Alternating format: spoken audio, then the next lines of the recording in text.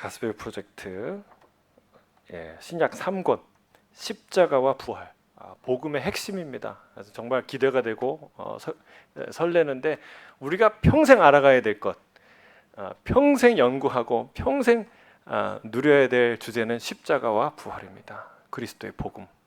이 안에 어마어마한 하나님의 놀라운 사랑과 비밀과 신비와 은혜가 담겨 있어요. 마르지 않는 셈이에요. 그래서 우리가 기대하는 마음으로 이 말씀을 같이 연구하도록 하겠습니다. 1과 제목을 같이 읽어볼까요? 시작.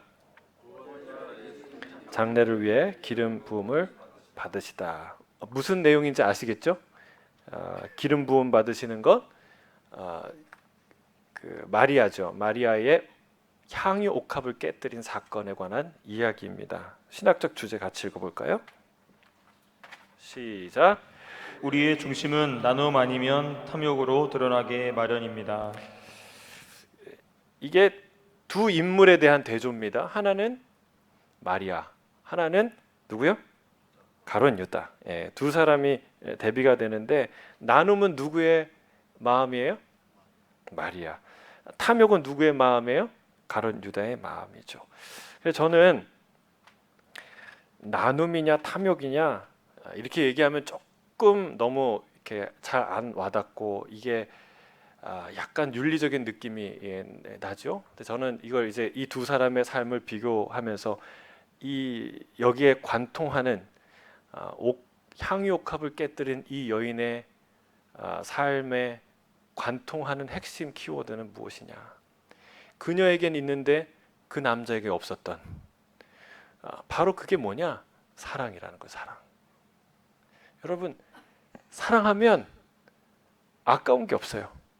근데 사랑하지 않으면 아깝지 않은 게 없습니다. 다 아까워요. 사랑하지 않으면 내가 그 사람 만나주는 것도 아깝고, 그 사람을 위해서 밥 사주는 것도 아깝고, 그 사람 쳐다보는 것도 아깝고, 다 아까워요. 근데 사랑하면 내가 밥을 사줘도, 옷을 벗어줘도, 내 시간을 줘도, 그 어떤 것을 줘도 아깝지가 않은 것이죠. 여러분, 예수님과 마리아 사이에, 예수님과 우리 사이에, 예수님과 성도 사이에 뭐가 있었어요? 사랑이 있었다는 거예요. 무엇도 아깝지 않은 사랑. 저는 이게 저와 여러분 가운데 있게 되길 주님 축복합니다. 이게 있느냐 없느냐, 이거는 정말 하늘과 땅 차이고 중요한 핵심이에요. 그리고 그 사랑이 구체적으로 어떻게 드러났냐, 이 사건은요 정말 할 얘기가 많고 우리가 묵상할 게 참 많아요. 이제 우리가 다 볼 수는 없겠지만 아주 중요한 부분들을 우리가 살펴보도록 하겠습니다. 자, 첫 번째, 마리아는 예수님의 죽음과 장례를 예비했습니다. 마태복음 26장 6절에서 7절 같이 읽어보겠습니다. 시작. 예수께서 베다디 나병 환자 시몬의 집에 계실 때에 한 여자가 매우 귀한 향유 한 옥합을 가지고 나와서 식사하시는 예수의 머리에 부으니. 아멘. 자, 이 향유 한 옥합은 요한복음 12장에 보니까 같은 사건을 기록한 이 성경인데 거기 보니까 지극히 비싼 향유 곧 순전한 나드 한 근. 나드라는 그 꽃을요 히말라야 근처 이 산맥에서 그걸 뽑아서 그걸 채취하기도 힘들지만 그거를 씻어서 쪄서 이렇게 기름을 이렇게 짜면은 한 방울 나온대요. 한 방울. 그러니까 굉장히 귀한 기름이죠. 향유죠. 요한복음 12장에는 얼마라고 나옵니까? 그게 300데나리온. 뒤에 보니까 300데나리온. 300데나리온이 얼마냐? 한 데나리온이 한 사람의 일당. 건장한 남자가 하루 일해서 버는 일당이면 300데나리온이면 300일을 일해야 돼요. 그러니까 거의 1년 주일 빼고, 그러니까 매일 일해야 되는, 주일 빼고 토요일까지 일해서 버는 돈이 그게 이제 300데나리온인 거예요. 얼마나 비싸죠. 그러니까 그러니까 미화로 여기 보니까 5만 불 얘기하는데 그 정도 되는 굉장히 비싼 향유라는 거예요. 그러니까 그거를 예수님께 아낌없이 드렸어요. 그냥 따가지고 여기 마태복음에 보니까 발에 부었다고 하는데 요한복음엔 머리에 부었다. 그래서 머리에 붓고 또 발에 부었던 것 같아요. 자, 그런 놀라운 일을 하는데 도대체 이 여인은 왜 했을까? 왜 그런 일을 했을까? 이게 그런 행동이 쉬울까? 쉬울까? 쉽지 않았을 거예요. 왜 쉽지 않았을까요? 그 남자들이 모이는 모임에 들어가는 것도 그렇고, 여러분 오해 살만 하잖아요. 아무에게도 할 수 없는 일인데 그 남자에게 자기의 그 귀한 것을 은밀히도 아니고 많은 사람 보는 앞에서 무슨 사연이 있나? 저 두 사람 사이에 무슨 썸띵이 있나? 여러분 별별 없는 것도 만들어내는 게 소문인데 여러분 그리고 그게 쉽지 않죠. 이런 비난들을 가룟 유다가 했지만 제자들이 막 분히 여겼다고 그랬잖아요. 그런 오해와 공분을 살 것을 예상 못했을까요? 했겠죠. 했겠죠. 그 모든 것을 다 뛰어넘어서 두려움 없이 그 행동을 취할 만한 그런 용기가 있었는데 이 용기는 어디에서 오는 겁니까? 사랑에서 온다는 거예요. 사랑. 예수님을 참으로 사랑했던 한 여인입니다. 자, 근데 이 여인은 무엇을 위해서 이 행동을 합니까? 예수님이 뭐라고 정확하게 얘기해요? 그 마음의 중심을 아는 예수님이 뒤에 보니까 내 장래를 예비하는 것이다. 내 장래를 위해서 이렇게 하는 일이다라고 말했어요. 근데 이 여인이 장래를 위해서 하는 것인 줄 어떻게 알았을까요? 마태복음 26장 오늘 본문 앞부분에 보면 1절부터 4절인가요? 보면은 예수님이 다시 앞에도 두 번 얘기했지만 다시 내가 말하는데 십자가에 달려 죽을 것이다 라는 얘기를 하죠. 그렇죠? 이제는 내가 곧 다시 십자가에 죽어서 3일 만에 살아날 것이다. 그런 얘기를 예수님이 하신 직후라는 것을 알 수 있습니다. 그 말을 다른 사람들은 흘려들었는데 이 여인은 흘려듣지 않았다는 거예요. 왜 그랬을까? 여러분 이게 사랑하는 사람과 사랑하지 않는 사람의 차이가 뭔지 아세요? 진짜 좋아하는 것과 그냥 좋아하는 것과의 차이는 뭔지 아세요? 좋아하면요 그냥 흘려듣지 않고 대충 보지 않습니다. 정확하게 봐요. 사랑하는 사람은요 사랑하는 사람의 목소리를 흘려듣지 않습니다. 그렇죠? 이 여인은 예수님의 말씀을 귀 기울여서 마음을 기울여서 들었던 여인이라는 거예요. 또 하나는요. 이 요한복음 12장에 이 사건이 나오는데 11장에 어떤 사건이 나오냐면 오라비 이 마리아의 오라비 누구예요? 나사로를 살리신 사건을 일어났던 직후라는 것을 알 수 있어요. 그러니까 얼마나 감사하겠어요. 집에 죽었다가 살아난 사람 다 그 의사가 이 사람이 죽을 겁니다. 이제 끝났습니다. 사망 판단을 했는데 그 사람이 살아났어요. 그러면 여러분 감사헌금을 얼마나 낼까요? 얼마 하고 싶으세요? 그 마음이 감사하는 마음이 고마운 마음이 확신의 마음이 나는 부활이요 생명이 나를 믿는 자는 죽어도 살겠고 무릇 살아서 나를 믿는 자는 영원히 죽지 아니하리라 이런 기적을 경험한 믿음의 확신과 감격과 감사가 그 여인의 가슴에 있었던 것이죠. 여러분 주님을 사랑하십니까? 사랑하는 사람의 첫 번째 특징 두드러지는 특징은요 사랑하는 자의 음성을 귀 기울여 듣는다는 거예요. 다른 제자들도 사랑했겠지만 다 흘려들었는데 이 여인은 귀 담아 들은 거예요. 그래서 여러분 이게 얼마나 중요한지 몰라요. 제자의 기본기는요 말씀 듣기예요. 있는 그대로 듣기. 이게 아주 중요하고 제일 베이직한 거예요. 왜냐하면 우리는요 다 왜곡해서 듣고 싶은 대로 듣고 보고 싶은 대로 봐요. 그러니까 이번 주에 어떤 레스토랑에 갔는데 거기에 보니까 메뉴판에 이렇게 요일마다 할인하는 게 있어요. 근데 보니까 어디는 먼데이하고 터스데이 무슨 와규 버거가 15불, 20불짜리인데 15불 이렇게 써 있는 거예요. 이거 괜찮겠다. 그래서 이걸 시키려고 딱 하니까 안 된다는 거예요. 왜? 그러니까 우리는 먼데이 투 터스데이인 줄 알았더니 먼데이 앤드 터스데이인 거예요. 그러니까 우리가 보고 싶은 대로 보는 거예요. 월요일부터 목요일까지는 이게 항상 우리가 그렇게 봐요. 보고 싶은 대로 본다. 하나님의 말씀도 우리가 예측하는 대로, 원하는 대로 해석한다. 그런 게 아니라 진짜 사랑하는 사람은요, 그게 무슨 말인지, 그 진짜 의미가 무엇인지 진지하게 듣습니다. 진지하게 들어요.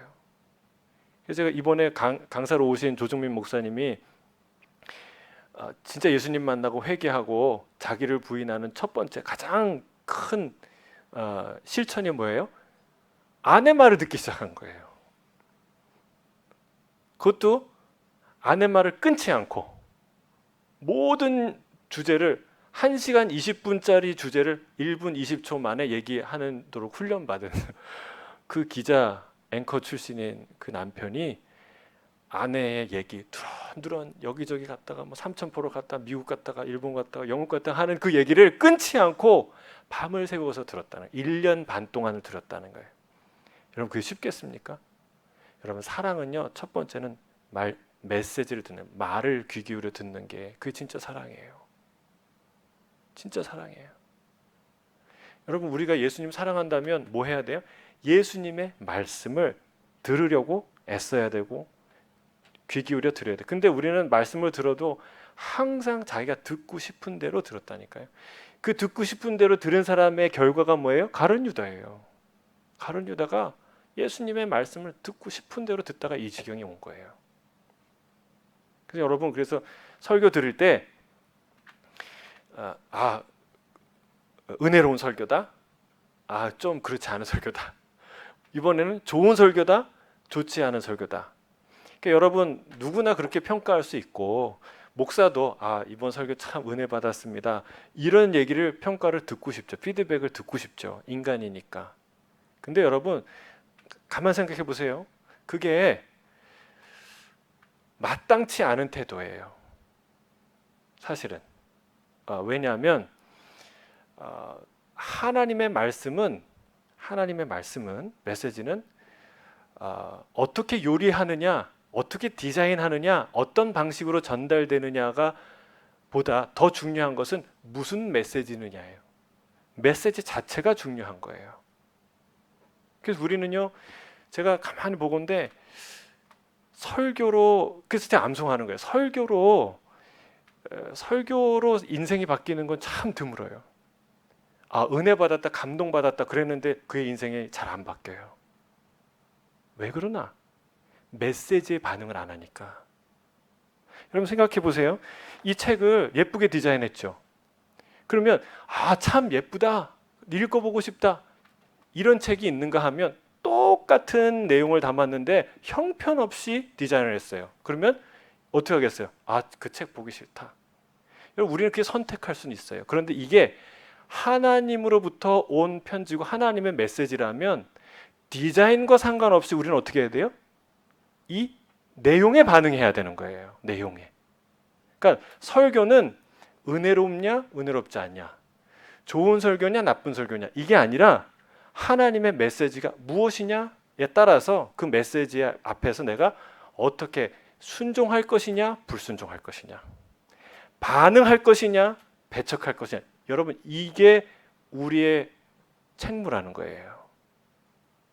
그 설교를 들었을 때 좋냐 안 좋냐, 은혜롭냐 안 은혜롭냐 이런 생각으로 가면 여러분 예배를 잘못 드린 거예요. 그리고 하나님의 말씀을 잘못 들은 거예요. 그래서 말씀 전달자는요 그냥 제가 설교하는 것 같지만 사실은 내 안에 있는 내가 읽었던 그리고 하나님의 저를 통해서 주고자 하는 어떤 명확한 하나님의 메시지가 있어요. 그렇죠? 그래서 여러분 성경 말씀 자체가 중요하다는 거예요. 설교가 아무리 감동적이어도 그 설교가 인생을 바꾸는 게 아니라 그 설교 안에 박혀 있는 메시지가 우리의 인생을 바꾼다는 거예요. 이 마리아를 보세요. 예수님이 분명히 십자가 부활에 대해서 얘기했지만 아무도 그 이야기를 하면서 어떤 생각과 감정은 들었겠지만 여러분 지나갔어요. 그러나 이 여인은 그 예수님의 메시지를 받은 거예요. 그래야 우리가 순종하든지 불순종하든지 그 말씀에 대해서 반응하든지 아니든지 이게 나오는 거예요. 여러분 제가 말씀하는 건 암송하는 건 설교 100편 듣는 것보다 훨씬 낫습니다. 훨씬 나요. 왜? 그 말씀 자체가 하나님 메시지이기 때문에 그 단어와 단어, 문장과 문장이 수많은 조합들을 우리 안에서 이뤄내고 수많은 의미들을 일으켜요. 그러니까 하나님의 메시지를 귀 기울여 듣는 게 너무 중요해요. 이 사건도 아주 단순한 사건이지만 여러분 설교 10편으로 할 수 있어요. 사실은 이 안에 얼마나 많은 메시지가 담겨 있는지 몰라요. 그러니까 메시지 자체를 듣는 거 중요하다. 이 여인은 마리아는요 사랑의 메시지를 들었어요. 왜요? 사랑하니까. 예수님을 정말 사랑하니까. 여러분 예수님을 사랑하세요? 정말 사랑하십니까? 정말 사랑하십니까? 그러면 그분의 메시지를 듣게 돼 있어요. 귀 기울여 듣게 돼 있어요. 무슨 말씀을 하시는가? 근데 내가 설교만 들으면 졸린다. 내가 성경책을 피기만 하면 딴 생각이 난다. 그런 마음을 극복할 수가 없다. 생각해 보셔야 돼요. 내가 진짜 예수님을 사랑하나? 내가 정말 예수님과 동행하고 있나? 그분은 나의 정말 진짜 신랑인가? 예수님을 사랑하는 자는 그의 말씀을 귀 기울여 듣는다는 사실이에요. 그래서 그 용기가 어디서 나겠어요? 예? 그 메시지로부터 나오는 것이죠. 예, 그 담대함, 그 사랑으로부터 그 용기가 나오는 것이죠. 자, 두 번째 넘어가세요. 17쪽. 예수님은 마리아의 행동을 칭찬하셨습니다. 8절에서 13절 같이 읽겠습니다. 시작. 제자들이 보고 분개하여 이르되 무슨 의도로 이것을 허비하느냐 이것을 비싼 값에 팔아 가난한 자들에게 줄 수 있었겠도다 하노. 예수께서 하시고 그들에게 이르시되 너희가 어찌하여 이 여자를 괴롭게 하느냐 그가 내게 좋은 일을 하였느니라. 가난한 자들은 항상 너희와 함께 있거니와 나는 항상 함께 있지 아니하리라. 이 여자가 내 몸에 이 향유를 부은 것은 내 장례를 위하여 함이니라. 내가 진실로 너희에게 이르노니 온 천하에 어디서든지 이 복음이 전파되는 곳에서는 이 여자가 행한 일도 말하여 그를 기억하리라 하시니라. 예수님이 칭찬하셨습니다. 그러니까 누가 칭찬하느냐가 중요해요. 그러니까 딴 사람이 비난해도 상관없어요. 여러분 누구의 칭찬을 받느냐가 중요합니다. 예수님의 칭찬받는 자들이 되길 바랍니다. 세상이 비난해도 그리고 세상이 칭찬해도 좋아할 거 없고 세상에 비난해도 흔들릴 거 없어요.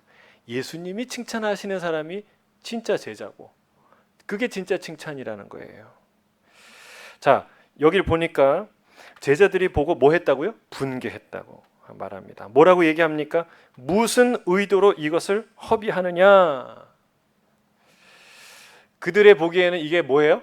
허비 같이 보이는 거죠. 허비로 판단한 겁니다. 허비로 결론 내렸어요. 그들이 이렇게 얘기하죠. 비싼 값에 이것을 팔아서 가난한 자들에게 나눠줄 수 있지 않았느냐라고 말합니다. 사랑하는 성도 여러분, 항상 위선은 정의의 가면을 쓰고 옵니다. 그래서 입 바른 말을 듣고 그의 말을 보고 그 사람을 판단하지 말고 그 사람의 행동을 보고 그 사람을 판단해야 돼요. 여러분 가룟 유다의 행동을 정확하게 여기서 기록하지 않습니까? 그의 말이 아니라 그의 행동을 통해서 그가 어떤 존재였다는 것이 명확하게 드러나요. 그러니까 우리가 말에 속으면 안 됩니다. 저도 그렇고 누구도 그렇고 말에 현혹되지 마세요. 말 잘하는 사람 있어요. 그러나 여러분 그 말이 중심과 다르다면 그 말이 진리를 담보하지 않았다면 다 사기치는 거죠. 여러분 거기에 속으면 절대 안 돼요. 절대 안 돼요. 그래서 입 바른 말 하는 사람이 아니라 진심으로 예수님을 사랑하고 따르는 자, 그 사람이 진짜 하나님의 사람이죠. 자, 이 말이 참 기가 막힌 말이에요. 여러분, 무슨 의도로 이것을 허비하느냐라고 했을 때 그 말을 예수님이 들었을 때 어떤 마음이 들었을까요? 예수님이 옆에 계시는데 그 얘기를 사람들이 해요. 무슨 의도로 이거를 허비하느냐 얘기를 했을 때 예수님이 어떤 마음이 들었을까요? 도대체 만약에 이런 사람, 우리나라 대통령이 어디 해외 국빈 방문을 하는데 대통령 그 수석 보좌관이 거기 딱 갔는데 사람들이 막 사열대가 나오고 막 귀빈들이 나와서 인사를 하고 있는데 이럴 필요 전혀 없어요. 이렇게까지 할 필요 없어요. 우리 대통령 그냥 소박한 분이에요. 이런 거 하지 마세요. 아유, 이거 아깝게 이 돈으로 차라리 다른 좋은 데 쓰시지. 이랬으면은 그 사람은 자격이 있어요, 없어요? 여러분, 이 말을 한 사람이 이 예수님에 대해서 어떤 태도와 생각을 갖고 있는지를 정확하게 표현한 말이 이 말이에요. 그렇죠? 무슨 의도로 이것을 허비하느냐? 예수님이 하늘과 땅을 지으신 하나님이시고 하나님의 아들로서 그 모든 것을 포기하고 이 땅에 오셨고, 그리고 만민을 구원하는 그 놀라운 구원의 역사의 길을 가고 있는 그 어떤 영웅도, 그 어떤 그 박사도, 그 어떤 장군도, 그 어떤 정치인도 할 수 없었던 위대한 생명의 길을 여시는 이 위대한 예수님을 도대체 이게 뭐라고 그렇게 예수님을 평가절하하냐는 것이죠. 여러분, 진짜 허비는 예수님이 이 땅에 오신 게 허비죠. 진짜 허비는요, 하늘에 올려보세요. 이 우주 공간이 허비예요. 여러분, 이 우주 공간에 지구가 얼마나 작아요? 그렇죠? 이 작은 지구 하나를 존재케 하기 위해서 이 넓은 우주를 만드신 하나님, 그게 허비죠, 허비. 그 높으신 보잘것없는 한 인간을 구원하기 위해서 하늘 보좌를 버리신 예수님의 선택, 예수님의 결단, 그게 허비죠. 그게 진짜 허비죠. 그 한 사람, 예수님이 죽는다고 여러분 우리 사람들이 100% 예수님의 사랑을 믿고 확신하고 반응합니까? 아니에요. 오히려 오해하고 무시하고 반대하고 수많은 사람이 그러고 있고 그럴 거예요. 그럼에도 불구하고 그들을 위해서 목숨을 주시는 분이, 그게 허비 아닙니까? 진짜 허비는 예수님이 하셨죠. 근데 이 말을 듣고 얼마나 기가 막히고 코가 막히겠어요, 예수님. 근데 예수님의 인격을 보세요. 예수님이 그 얘기를 듣고 뭐라고 얘기하세요? 네 이놈! 여기가 감히 어느 안전이라고 이렇게 얘기하시지 않고 너무나 겸손하게 얘기하지 않습니까? 여러분, 오해 받아도 괜찮아요. 우리는 받을 오해 받고 우리는 받을 만한 오해 받아요. 예수님은 이런 오해와 이런 대우를 받고도 뭐라 그래요? 타이르시잖아요. 역정내시지 않잖아요. 근데 우리는 조금만 오해가 쌓여도 역정을 내고 화를 내고 분노하고 막, 그게 우리의 모습 아닙니까? 여러분, 이런 예수님의 영성과 예수님의 겸손을 배우게 되길 주의 이름 축복합니다. 얼마나 멋있는 분이에요, 그렇죠? 진짜 왔고 이게 분노해야 될 분, 분개할 분은 예수님인데 예수님이 평화로우세요. 그리고 타이르시죠. 자,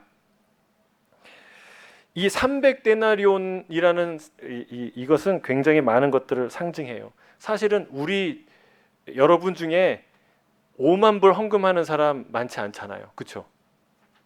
뭐 이건 뭐 매년 이렇게 한 게 아니고 평생 한 번 했겠지만, 그래도 평생 한 번 우리가 5만 불 헌금하는 거 쉽지 않죠. 저도 안 해봤어요. 없었으니까. 여러분, 그런데 5만 불을 한순간에 허비하는 거 아니에요, 그렇죠?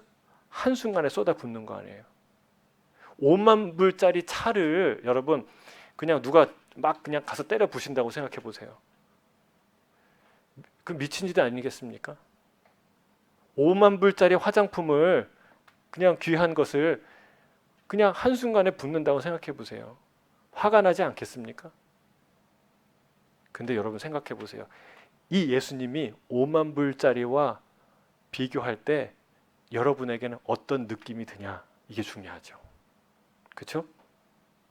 예, 이게 중요해요. 5만 불짜리 향유 옥합을 깨뜨려서 드리는데 한 여인에게는 아무런 갈등이 없었어요. 오히려 그것이 부족하다 생각했어요. 그런데 한 사람에게는 분노가 치밀었어요. 실망감이 찾아왔어요. 예수님 이런 분이었어? 이런 거 좋아하시는 분이었어? 이렇게 대접받는 거 좋아해? 나 이런 예수님 안 따라가야 되겠다. 실망이야, 완전. 근데 성경은 뭐라고 얘기하는지 아세요? 말은 그렇게 하지만, 그런 명분을 찾지만 사실은 그 속에 뭐가 있다고요? 돈을 탐하는 마음, 세상을 탐하는 마음. 자기에게 돌아오는 유익이 없으니까 그렇게 화를 내는 거예요. 그런 명분을 가지고. 여러분, 이게 우리의 모습, 너무나 똑같은 우리의 모습이에요. 내게 돌아오는 명분에 실리적인 어떤 유익도 없으니까 어떤 명분을 가지고 화를 내고 분노하고 그러지 않습니까? 우리는 다 우리에게 돌아올 이득만 계산하고 있어요. 우리에게 돌아올 이득이 하나도 없이 오직 하나님께만 이득이 간다면, 영광이 간다면 그 일 하시겠습니까? 5만 불짜리 옥합 깨뜨릴 자신 있으세요? 여러분, 그게 내가 얼마나 예수님을 사랑하는지, 진짜 사랑하는지 아닌지를 가늠하는 굉장히 중요한 질문이라는 거예요. 이 사건 앞에서 우리가 생각해 봐야 돼요. 오늘 설교를 들었지만 한참 생각해 보세요. 묵상해 보세요. 내가 과연, 나는 내가 가진 5만 불짜리 향유 옥합을 주님 앞에서 깨뜨리고 어떤 마음이 들까? 어떤 마음이 들까? 그렇죠?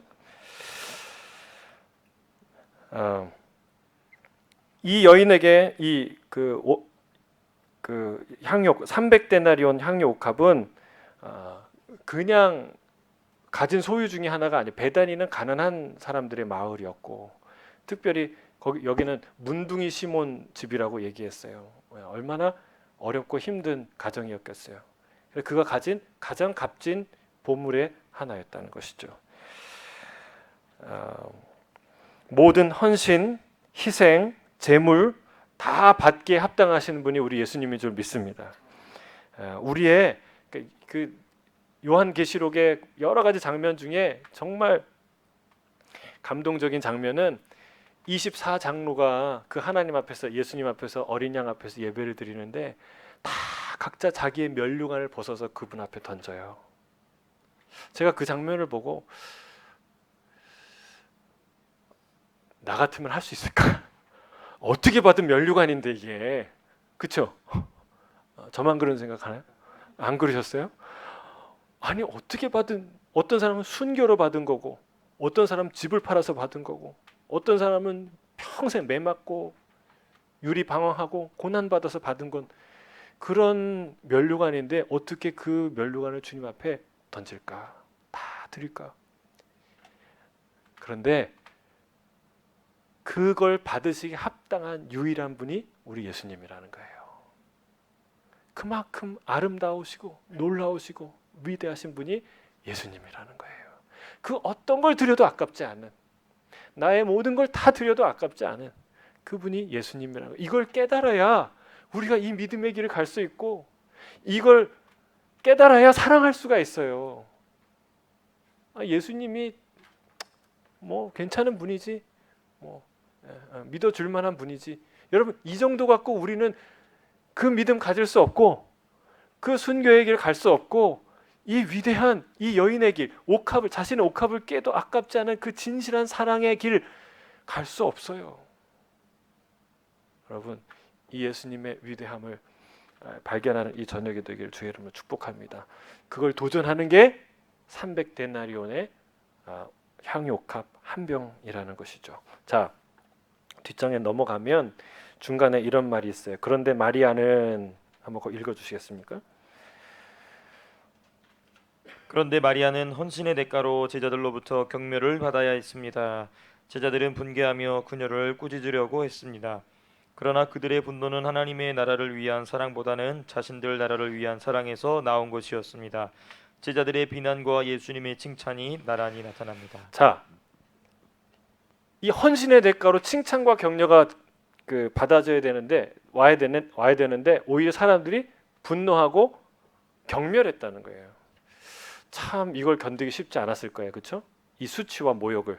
그러나 이 여인은 그게 전혀 상관이 없는 모습을 볼 수 있어요. 여러분 이 장면을 잘 묵상하시고 보십시오. 이게 진짜 주님을 사랑한 담대한 한 여인의 모습이에요. 이 시대를 살아가는 예수님 따라가는 신부, 예수님의 신랑 되신 신부의 모습이 바로 이 모습이라는 거예요. 이번에 그 집회 하면서 내가 잠깐 우리 강사님을 잘못 초청했다 이렇게 생각이 잠깐 들었을 때가 있었어요. 우리가 다 암송을 아이들하고 부모들이 했는데 목사님 올라오셔서 다 이런 거 해다 소용이 없다고. 제가 그거를 이제 경험하고 얘기 듣고 많은 생각을 했어요.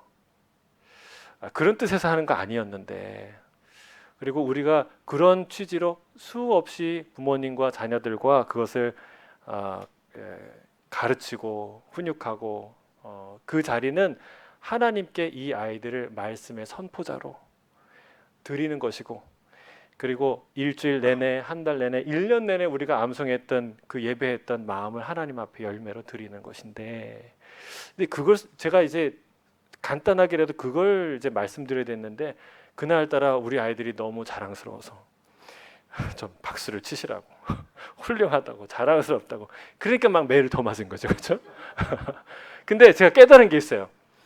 저희 아내가 그 얘기를 누차 했어요. 그리고 그 전주에 그런 부분에 대해서 그런 일이 일어날까봐 이제 왜 암송하는지, 어떤 걸 기도해야 되는지 매일 아이들과 암송하면서 이런 기도하고 해주세요. 그러니까 매일 그 기도 제목을 실어서 부모들한테 줬어요. 그 제가 쭉 읽고 그거 좋네. 그리고 뭐 그렇지. 그런데 제가 한 번도 경험 안 한 거예요. 암송에 대해서 이렇게 얘기를 하면 사람들이 다 박수치고 은혜 받고 좋아하지, 그런 피드백을 한 번도 경험하지 않은 거예요. 근데 저희 아내는 평신도 사역자로서 이런 반응을, 특별히 말씀의 능력을 아시는 목회자나 그런 이 사역자들에게 이런 피드백을 많이 받은 거예요. 그거 암송하면 뭐 하나? 그게 뭐가 대수인가? 잘 살아야지. 그러니까 이제 그런 피드백을 많이 들었기 때문에 그래서 그 얘기를 했구나. 나중에 깨달은 거예요. 저는 그때까지 그걸 몰랐어요. 근데 곰곰이 생각해 보니까 이래서 이런 얘기를 했구나. 그런 얘기를 이제 생각을 한 거죠. 근데 이 얘기를 이제 앞으로 우리가 더 열심히 암송할 거예요. 근데 이런 얘기를 이제 나누는데 어떤 성도님이 이 얘기하는 거예요. 그거 우리가 그렇게 준비하지 않았고 그 말씀대로 우리가 그렇게 기도하면서 왔다. 그리고 그 말씀은 들어야 될 말씀이고 우리 모두에게 아주 유익한 말씀이었다 얘기하면서 이 얘기를 하시는 거예요. 암송이라는 건 커밍아웃 하는 거다. 커밍아웃 아시죠? 뭐 동성애자들이 커밍아웃 한다는데, 여러분 커밍아웃 할 때 뭐를 감당하는 거예요? 감수하는 거예요? 어떤 피드백을 우리가 당하든지 그걸 감수하고 커밍아웃 하는 거예요. 그렇죠? 내가 그 말씀을 암송하면 내가 이렇게 살겠습니다, 이렇게 살고 싶습니다라고 공개적으로 선포하는 거예요. 커밍아웃 하는 것이죠. 그러면 그 말을 들은 사람은 한편에는 박수치지만 다른 사람은 어떻게 생각해? 그래, 네 말씀 그렇게 암송하고 선포했지, 네가 그렇게 살아 한번 보자. 여러분, 이런 반응이 올까요, 안 올까요? 온다는 거예요. 그런 시선 앞에, 그런 냉대 앞에 자기를 커밍아웃 하는 것이죠. 자기 존재를 던지는 거예요. 여러분, 그게 사랑이라는 거예요. 그게 용기라는 것이죠. 저는 그 얘기가 이 하나님의 말씀을 암송하고 말씀에 대한, 주님에 대한 아주 정확한 태도라고 생각해요. 여러분, 사랑이라는 게 그런 거예요. 프로포즈라는 게 그런 거예요. 프로포즈를 하는데 저 사람이 나한테 아니라고, 노라고 얘기하면 어떡하지? 무시하면 어떡하지? 여러분, 그런 불안함과 그런 두려움이 있어요, 없어요? 확실할 때만 프로포즈하는 사람은 용기 없는 사람이죠. 사랑하지 않는 사람이죠. 여러분, 거절받을 가능성이 있음에도 불구하고 나의 마음을 고백하는 게 그게 사랑이고 그게 용기고 그게 진짜 프로포즈예요. 여러분 하나님의 말씀은 그와 같고 믿음이라는 게 그런 것과 같다는 거예요. 내가 하나님 앞에 사람들 앞에 내가 예수님의 신부요.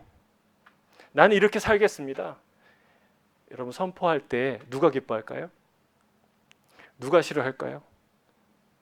여러분 경멸과 세상의 야유를 두려워해서는 안 돼요. 여기 보세요. 이 여인이 자기의 마음을 표현했을 때 어떤 경멸이 돌아올지 몰랐어요.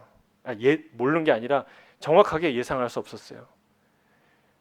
그러나 여러분 이 경멸과 모욕이 쏟아지는데도 불구하고 이 여인이 내가 이거 잘못했다 괜히 했네 이랬을까요? 아니에요. 왜요? 그게 진짜 마음이니까. 주님을 사랑하니까.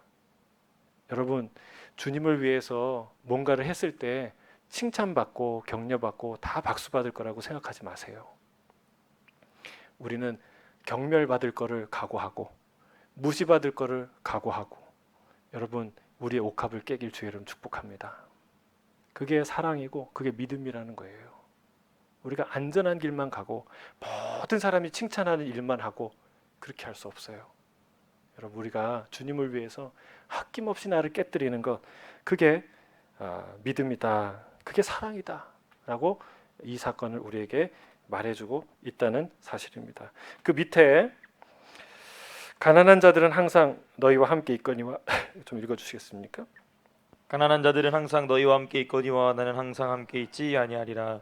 가난한 이들을 도우려는 열정은 아주 귀한 것입니다. 성경은 그렇게 하라고 명하고 있으며 사도들 역시 그런 열망을 장려했습니다. 하지만 성경은 모든 것에 때가 있다고도 말합니다. 가난한 자들에게 향유를 나누어 줘야 할 때가 있고 그리스도께 향유를 부어 드려야 할 때가 있습니다. 온 천하 어디에서든지 이 복음이 전파되는 곳에서는 이 여자가 행한 일도 말하여 그를 기억하리라. 가난한 자들은 항상 너희랑 있지만 나는 그렇지 않다. 무슨 말입니까? 타이밍이 있다는 거죠. 뭔가를 해야 될 때가 있고 지금 해야 될 게 있고 나중에 해야 될 게 있다. 예수님이 말씀하시죠. 이 단 한 번 찾아온 기회예요. 마리아에게. 그렇죠? 이때가 지나가면은 할 수 없었던 기회예요. 근데 이 마리아는요. 타이밍을 기가 막히게 놓치지 않고 선택합니다. 선택해요. 사랑은요. 선택이에요. 선택. 이 여인이요. 여기서만 아니야. 누가복음 10장에 보면은 마르다와 마리아 얘기가 나와요. 그래서 예수님이 어느 마을에 가셨는데 마르다의 집에 들어갔어요. 마르다가 예수님 그 밥상을 준비하러 부지런히 움직이는데 그런데 하나밖에 없는 동생이라고는 여동생이 예수님하고 같이 앉아서 말씀 듣는 거예요. 그러니까 화가 나갖고 어떻게 했어요? 예수님, 내가 이제 이일 저일 분주하고 열심히 하는데 좀 얘기를 해서 가서 좀 도와주라고 얘기하십시오. 좀 해주세요. 좀 이렇게 보면 좀 유치해요, 그렇죠? 그만큼 친밀한 관계였는지 모르겠어요. 근데 예수님이 그때 뭐라고 얘기하십니까? 마르다야, 네가 분주하구나. 한두 가지만 하든지 하나만 해도 족하다. 그리고 나서 아주 중요한 얘기를 했어요. 마리아는 이 좋은 편을 선택했으니 빼앗기지 아니하리라. 마리아도 예수님 섬기고 싶었겠죠. 근데 한 가지를 선택한다면 주님의 말씀 듣는 일을 선택했다는 거예요. 그리고 주님이 얘기해요. 그 선택은 잘한 선택이고 다른 사람에게 빼앗기지 않을 것이다. 마리아는 선택을 잘했어요. 지금도 선택이에요. 할까 말까, 이걸 할까 저걸 할까, 이제일까 다음일까. 여러분 정확한 선택이에요. 사랑은 선택입니다. 사랑은 선택이에요. 타이밍이에요. 타이밍을 놓치지 않게 되길 바랍니다. 지금 해야 될 일이 있어요. 지금 아내에게 해야 될 일이 있고, 지금 남편에게 해야 될 일이 있고, 지금 주님을 위해서 해야 될 일이 있어요. 여러분 그런 것들을 잘 분별하게 되기를 주의 이름으로 축복합니다. 온 천하에 어디서든지 이 복음이 전파되는 곳에서는 이 여자가 행한 일도 말하여 그를 기억하리라. 누가 기억될 것이냐가 중요해요. 그렇죠?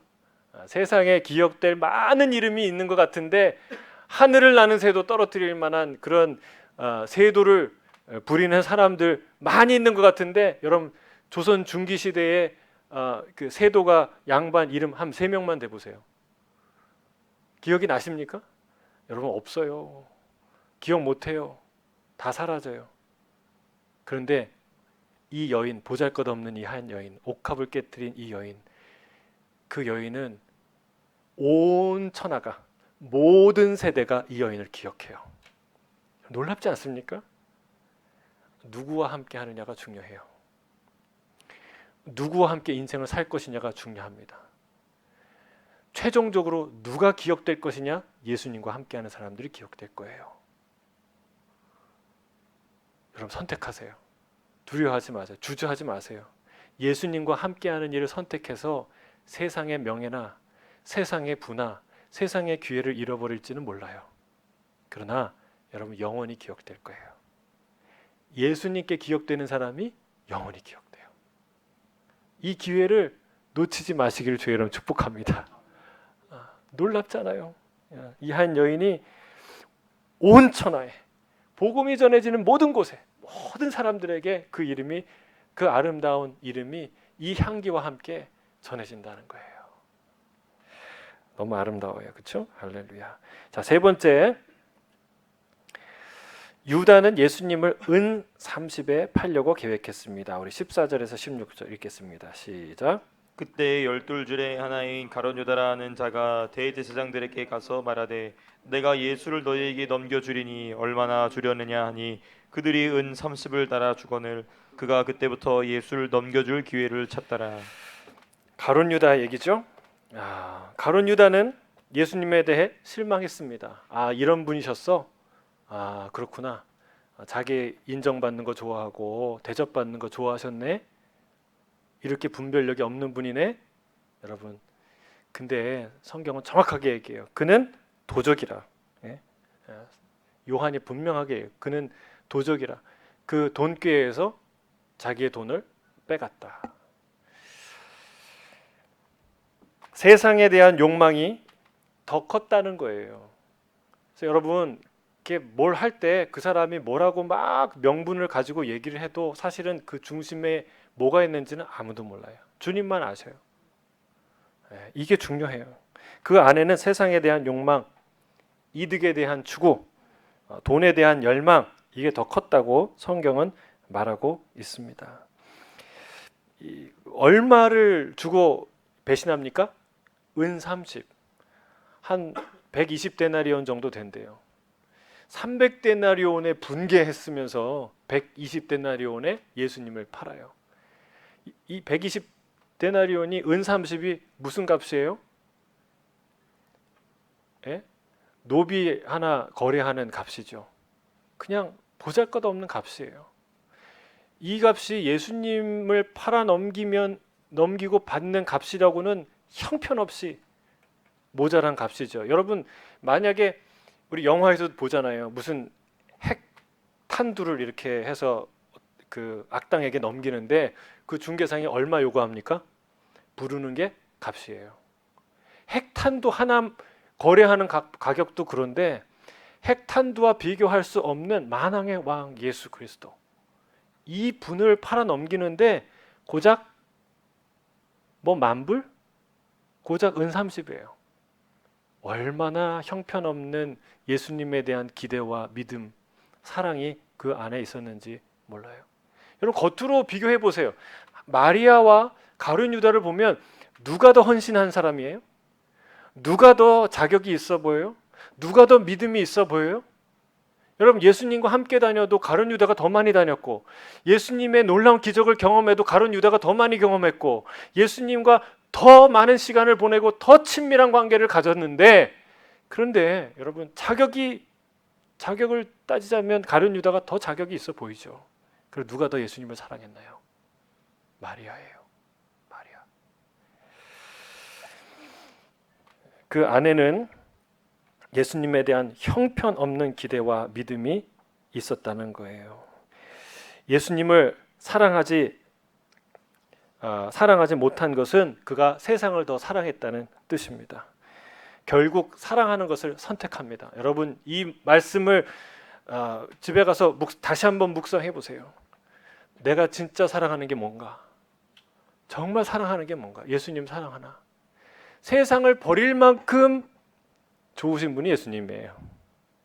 세상에 목숨도 아깝지 않고 내려놓을 수 있을 만큼 위대하신 분이, 그 이상의 보상, 그 이상의 은혜를 주실 수 있는 분이 예수님이에요. 그럼 과연 내가 누구를 신뢰하고 무엇을 사랑하는지 생각해 보세요. 이거는 아무도 대답할 수 없는 질문이에요. 여러분 본인 자신만 대답할 수 있어요. 이거는 가장 먼저 해야 될 질문이고 가장 진지하게 해야 될 질문이라는 거예요.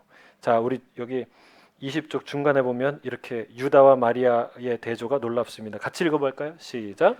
유다의 마리아의 대조가 놀랍습니다. 마리아는 예수님을 위해 자기 재산을 기꺼이 버렸고 유다는 재산을 얻기 위해 예수님을 서슴없이 버렸습니다. 유다와 예수님의 대조는 더욱 놀랍습니다. 유다는 자기 유익을 위해 다른 사람들을 희생시켰지만 예수님은 다른 사람들의 유익을 위해 자기 자신을 희생하셨습니다. 윤리적인 비난을 하는 게 아니에요. 이 유다는 가장 좋은 것을 보았지만 그것을 놓쳐버렸어요. 그것을 발견하지 못했어요. 가장 좋은 예수 그리스도를, 놀라운 기회를, 여러분 정말 하늘 그 12진주문에 그 이름이 새겨질 만한 놀라운 영광의 기회를 얻었는데 스스로 그것을 박찼어요.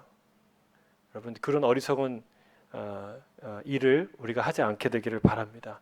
그 말을 여기 C.S. 루이스가, 저도 이제 이 책을 읽으면서 참 이 부분은 너무 좋은 부분이다 이 생각을 했는데 딱 발췌를 했어요. 같이 한번 읽어볼까요? 복음서가 약속하고 있는 보상에 관한 천한 약속들과 보상의 어마어마한 속성을 고려하면 주님은 우리의 욕망이 너무 지나친 것이 아니라 너무 약하다고 생각하시는 것 같습니다. 바다에서 하루 휴일을 보내자는 제안이 무슨 의미인지 상상할 수 없기 때문에 빈민가에서 진흙 파이를 만들겠다고 고집부리는 무지한 아이처럼 우리는 무한한 즐거움이 우리에게 제공되었음에도 마음 내켜하지 않으며 술과 섹스로 빈둥거리는, 는 피조물입니다. 우리는 너무 쉽게 만족하곤 합니다. 이게 순전한 기독교에 나오는 그 부분인데 여러분 공감하십니까? 우리가 하나님이 약속한 보상, 하나님이 우리에게 주시는 선물, 그런 것에 대해서 너무 쉽게 만족한다는 거예요. 하나님이, 그러니까 여기 보면 술, 섹스, 야심, 세상에 있는 것들, 이런 것들로 만족해 버린다는 거예요.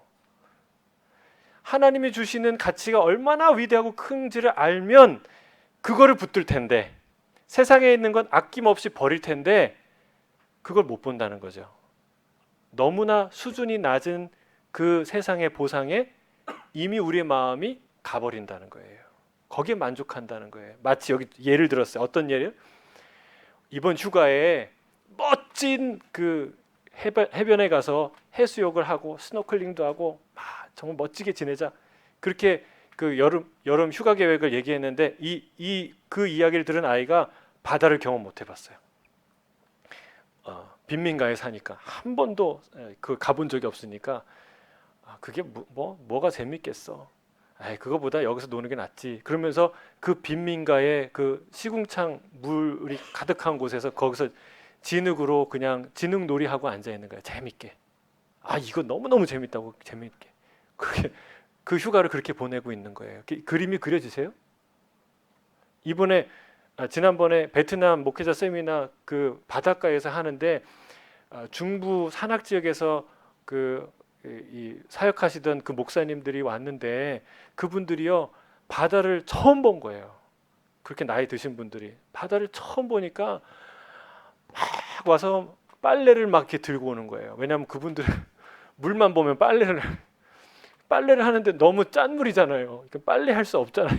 그러니까 그 정도로 여러분 이 바다를 모르는 그런 사람. 마치 그거예요. 바다를 얘기해도 바다를 몰라요. 천국을 얘기하는데 천국을 몰라요. 영원을 얘기하는데 영원을 상상할 수가 없어요. 하나님이 주고자 하는 위대한 영광과 하나님의 놀라운 선물들을 얘기하는데 그거를 깨닫는 자가 없어요. 여러분, 그걸 알면 세상의 것에 만족할까요? 은 30에 만족할까요? 여러분, 예수님의 영광을 발견한 사람이 은 30에 예수님을 팔까요? 여러분, 어리석은 일이죠. 너무나 어리석은 일이죠. 그래서 가룟 유다를 여러분, 우리 안에 이 안에 예수님이 가룟 유다 뽑아낼 수도 있었겠죠. 그러나 여러분, 그 가룟 유다를 통해서 우리에게 하시는 말씀이, 메시지가 엄청나게 중요한 거예요. 여러분, 주님이 우리에게 주실 수 없어서가 아니라 주셔도 우리가 선택하지 아니하며, 주셔도 깨닫지 못하며, 주셔도 만족하지 아니하는 인생을 살 수 있다. 근데 반대로 여러분, 이 마리아와 같이 예수님의 그 영광을 본 자들은 자기가 가진 보물 전부를 아낌없이 드려도 아까워하지 않는, 주님을 사랑하는 그런 아름다운 믿음의 삶이 있다는 것이죠. 저는 주님을 사랑하는 자가 되길 주의 이름 축복합니다. 사랑하면 아까운 것이 없고, 사랑하지 않으면 아깝지 않은 것이 없다. 여러분, 꼭 기억하시고 예수님을 아낌없이 사랑하는 저와 여러분이 되길 주의 이름 축복합니다. 기도하겠습니다.